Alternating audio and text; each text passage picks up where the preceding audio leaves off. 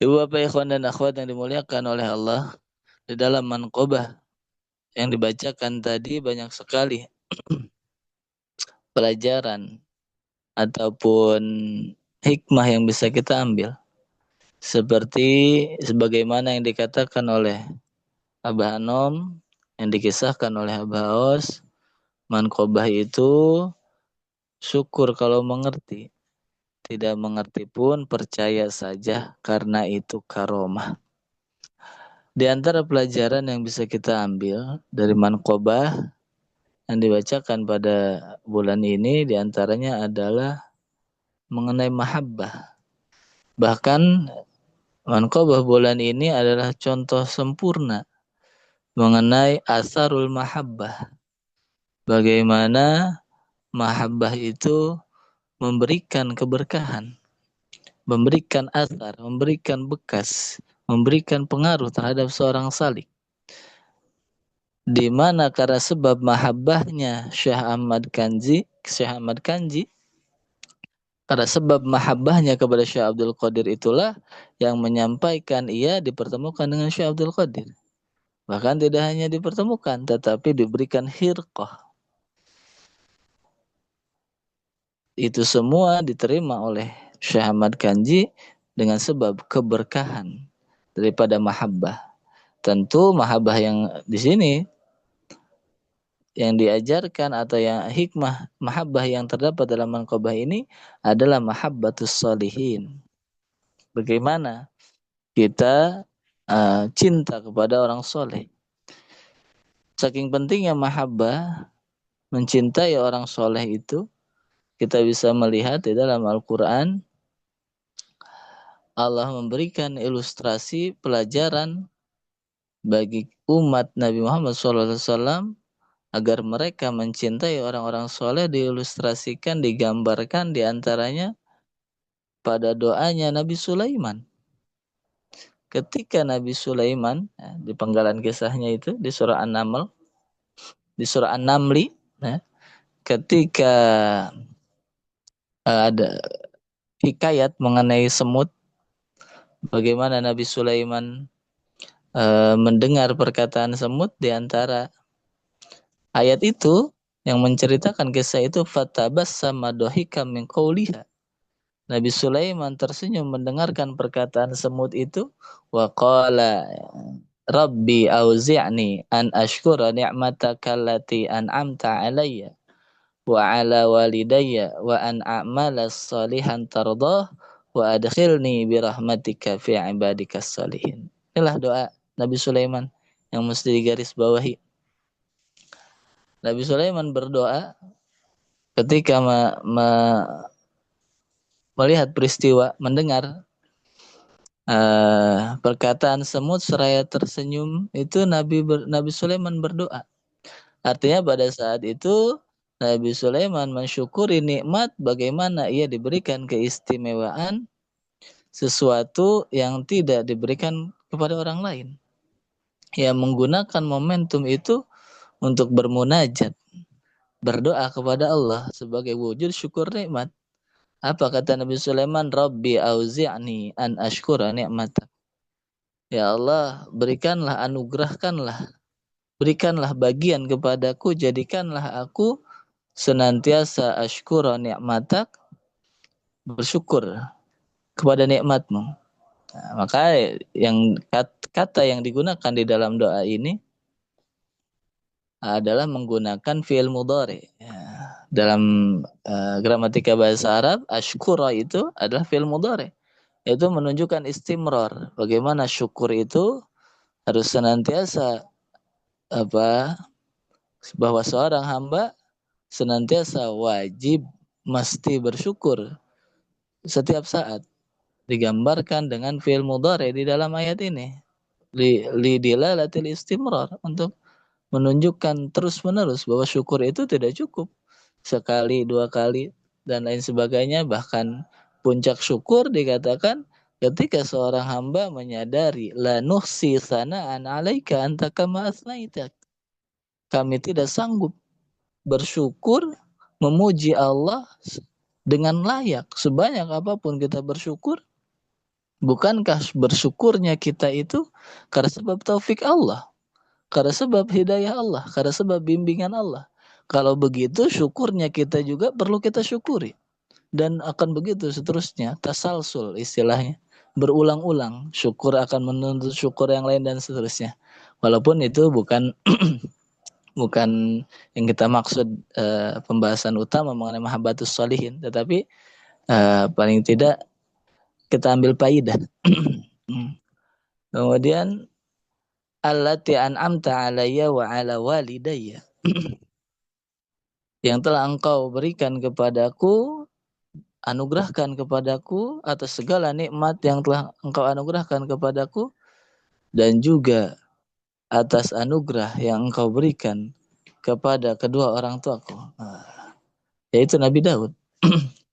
Nah, inilah juga memberikan pelajaran dari doa ini, bahwa agar kita tidak melupakan orang yang menjadi wasilah nikmat Allah sampai kepada kita.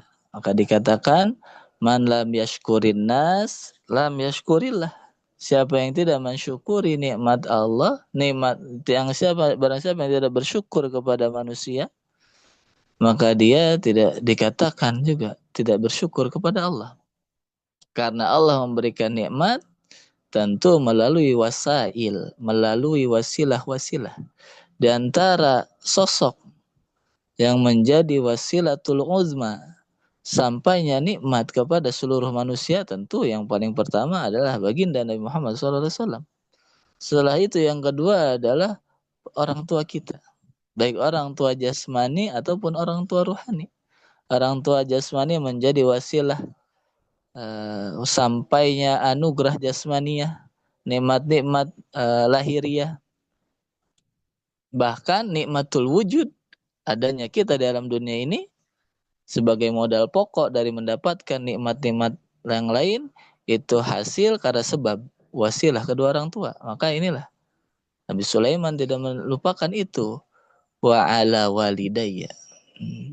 Apalagi begitu pula dengan orang tua rohani. Segala kenikmatan rohani yang sampai kepada kita itu mesti diyakini adalah sebab wasilah, di antaranya dari orang tua rohani kita. Itulah guru mursyid Hadratus Syekh Muhammad Abdullah Saifullah Mas'ud Qaddasallahu sirr. Senantiasa kita berterima kasih kepada pengersa Abah. Wa an a'mala salihan. Ya, kemudian agar diberikan bimbingan, bersyukur itu tidak cukup alhamdulillah, terima kasih, tetapi diwujudkan, direalisasikan, dimanifestasikan rasa syukur itu dengan beramal soleh.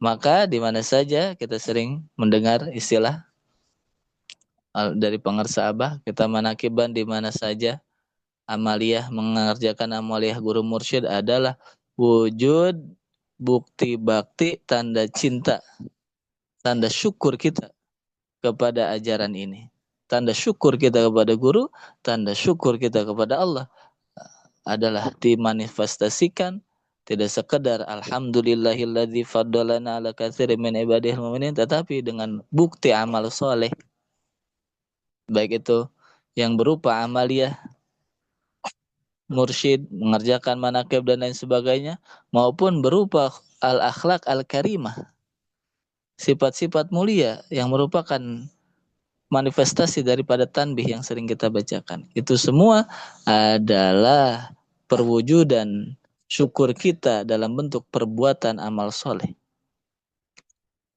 Wa adkhilni, nah, inilah yang menjadi pembahasan tadi. Inilah yang menjadi pembahasan tadi, wa adkhilni bi rahmatika fi ibadikas salihin. Bahwa Nabi Sulaiman seorang nabi, dia bahkan memiliki kerajaan yang tidak pernah dan tidak akan ada seorang pun yang menyamai kerajaannya. Ia berkata di dalam doanya, wa adkhilni bi rahmatika fi ibadikas salihin. Dijadikan permohonan ini sebagai permohonan terakhir. Setelah ia bersyukur kepada Allah, menyampaikan syukur, memohonkan doa untuk kedua orang tuanya, minta diberikan taufik untuk beramal soleh, ditutup doanya itu. Wa adkhilni bi rahmatika fi ibadika salihin. Ia meminta agar dijadikan bagian, dimasukkan ke dalam golongan ibadikas salihin, hamba-hamba Allah yang saleh. Bayangkan bagaimana seorang nabi yang pasti adalah pada masanya adalah orang yang paling soleh, tapi masih memohon, masih meminta kepada Allah, wa adkhilni bi rahmatika fi ibadika salihin. Masukkanlah aku ya Allah ke dalam golongan, dikumpulkan bersama dengan hamba-hambamu yang soleh. Maka tentu kita yang bukan nabi lebih layak bagi kita, lebih pantas bagi kita untuk memanjatkan doa ini. Wa adkhilni bi rahmatika fi ibadika salihin. Dan sesuatu yang mesti kita syukuri, barangkali kita tidak pernah mengucapkan doa ini, tetapi dengan kasih sayangnya Allah menggiring kita, Allah telah membersamakan kita bersama dengan orang-orang soleh. Itulah guru mursyid. Alhamdulillahilladzi faddalana ala katsirin min ibadihil mu'minin. Kebersamaan dengan orang soleh itu bukan anugerah, istilah anak zaman sekarang, bukan anugerah yang kaleng-kaleng. Kenikmatan yang luar biasa. Sesuatu yang bahkan Nabi pun, seorang Nabi memohonkan itu. Bagaimana kita tidak mensyukuri nikmat ini? Dibersamakan kita dengan orang soleh. Kebersamaan di dunia itu adalah gambaran akan kebersamaan kita kelak nanti di akhirat. Al-akhillau yawma idzin ba'duhum li ba'din adu. Segala hubungan, kasih sayang, pertemanan, persahabatan, kebersamaan di dunia, yauma idzin ba'duhum li ba'din adu. Nah, kelak di akhirat, kebersamaan yang tidak dilandasi oleh keimanan, yang tidak dilandasi oleh ketakwaan, aduun.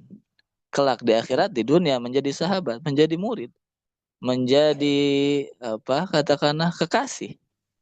Tetapi nanti di akhirat, jika kebersamaannya itu tidak dilandasi dengan keimanan dan ketakwaan, bukan karena Allah, aduun akan menjadi musuh, tidak memberikan manfaat.